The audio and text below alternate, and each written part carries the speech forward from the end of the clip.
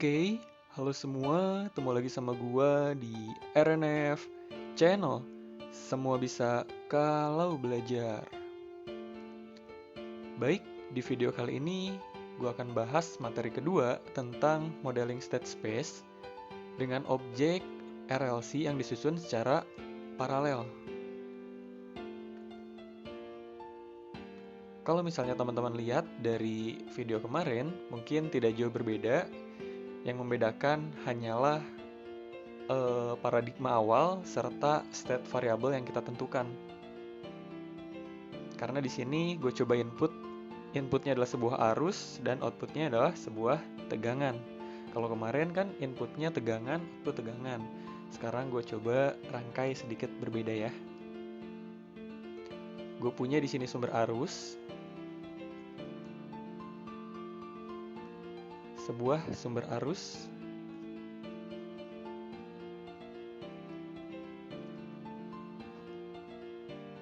dengan output dari kapasitor juga. Di sini ya, sumber arus I, alirannya ke atas. Terus gue punya resistor. Gue punya induktor juga.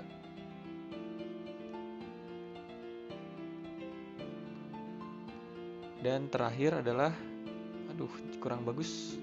Gue ulang. Di sini induktor. Dan di sini adalah kapasitornya. Outputnya ada di sini, VC terhadap waktu. Ini I juga terhadap waktu. Dan terakhir adalah ground di sini di bawah. Dari rangkaian ini, apa yang bisa teman-teman dapatkan? Untuk melakukan modeling terhadap rangkaian ini, langkah pertama yang harus teman-teman lakukan adalah menentukan state variable-nya. Oke, gue tandai di sini state variable. Kita list. U sebagai inputnya adalah I. Terus Y sebagai outputnya adalah V. Lalu state variable 1 X1 yang kemarin yang bersifat dynamic adalah L dan C. Karena C itu udah diplot sebagai output, maka yang belum adalah L. Oke, arus pada induktornya. Kita tulis IL. Terus, state variable kedua adalah output. Ya, VC. Nah, di sini yang harus perlu teman-teman ingat bahwa pada rangkaian paralel itu yang sama adalah tegangannya. Oke ya, berdasar KVL kita tahu bahwa VR sama dengan VL sama dengan VC sama dengan V sumber. Terus berdasarkan KCL juga kita tahu bahwa IS itu sama dengan IR ditambah IL ditambah IC. Ini yang harus teman-teman pegang ya. Sampai kapanpun gak boleh dilupain. Lalu langkah kedua yang harus teman-teman lakukan adalah tulis kembali bentuk umum dari model state space. Tujuannya supaya teman-teman hafal dan familiar agar tidak kesulitan lagi untuk melakukan solving terhadap kasus-kasus kayak ginian. Di mana X dot itu sama dengan AX ditambah BU, terus Y sama dengan CX ditambah DU.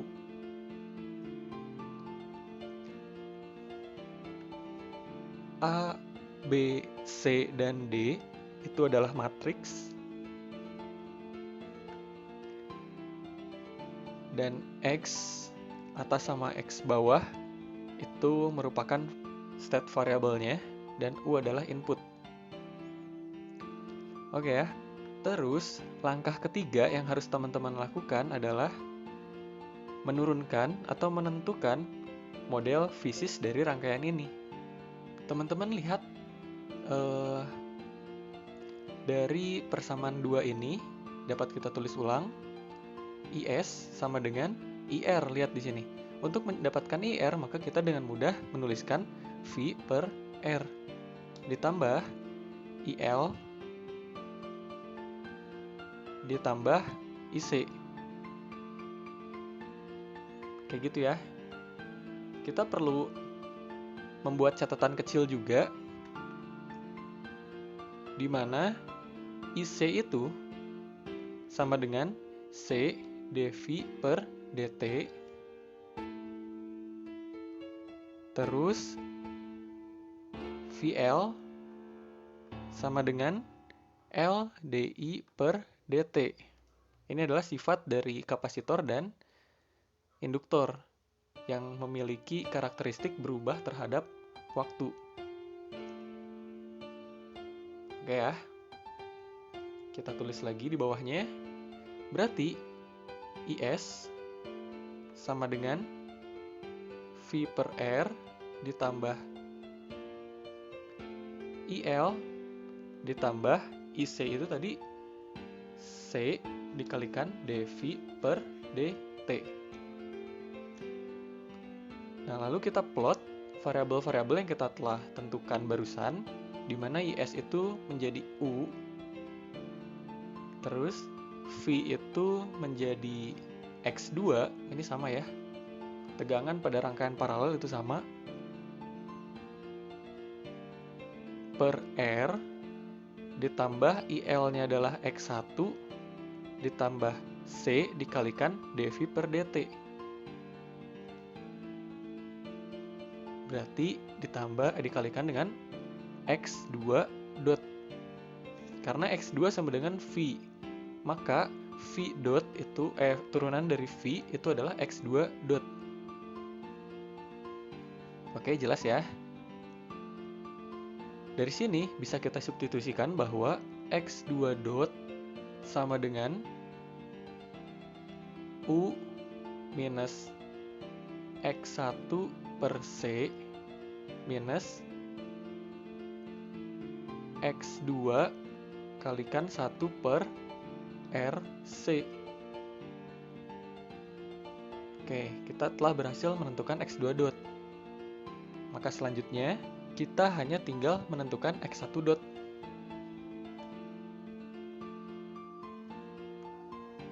Dimana sudah jelas diketahui bahwa X1 itu sama dengan IL, maka X1 dot adalah turunan dari IL. Kita tahu bahwa VL itu sama dengan L dI per dt. Maka untuk mendapatkan IL, kita tinggal substitusikan L ke sebelah kiri menjadi VL per L. Terus kita integralkan kedua ruas. Sehingga didapat IL itu adalah 1 per L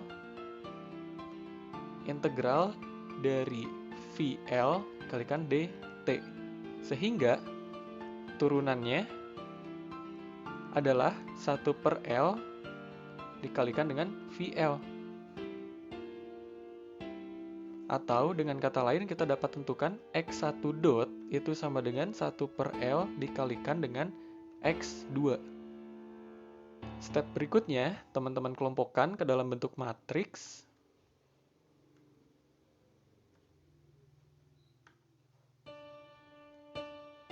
X1 dot, X2 dot terhadap waktu sama dengan 0, ini 1 per L, X2-nya negatif 1 per C, terus yang di sebelah sini 1 per RC, state variabelnya X1 dan X2 terhadap waktu juga, ditambah dengan bagian U. X1 nggak punya U, kita tulis 0, dan X2 U-nya bernilai 1. UT. Selanjutnya, untuk outputnya,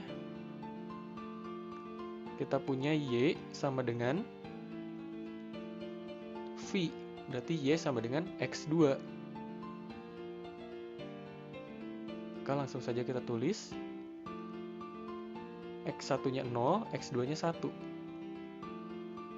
Terhadap state variable X1 dan X2 terhadap waktu, ditambah D-nya 0 dikalikan dengan U. Oke, kita telah berhasil menemukan state space model dari persamaan RLC, yang mana ini adalah X dot-nya, ini adalah A-nya, ini adalah state variable 1-nya, ini adalah B-nya, dan U, serta ini output, ini adalah C, ini state variable 2, ini adalah D, kalikan dengan U. Oke, untuk video kali ini dicukupkan. Next video kita akan coba bahas bagaimana sih memodelkan suatu rangkaian RLC paralel ke dalam bentuk transfer functionnya. Ya, ini ntar ada gunanya juga buat teman-teman untuk mempermudah mencari omega n dan zeta sebagai damping ratio-nya, agar teman-teman dengan mudah meninjau sistem yang teman-teman ingin kontrol itu berada di kategori yang mana. Overdamping kah, underdamping kah, atau critically damping. Ntar teman-teman bisa simpulkan di video selanjutnya. Oke ya, jangan lupa like, comment, and subscribe. Kalau ada yang ingin didiskusikan, teman-teman silahkan isi kolom komentar atau bisa langsung DM ke gua. Semoga bermanfaat.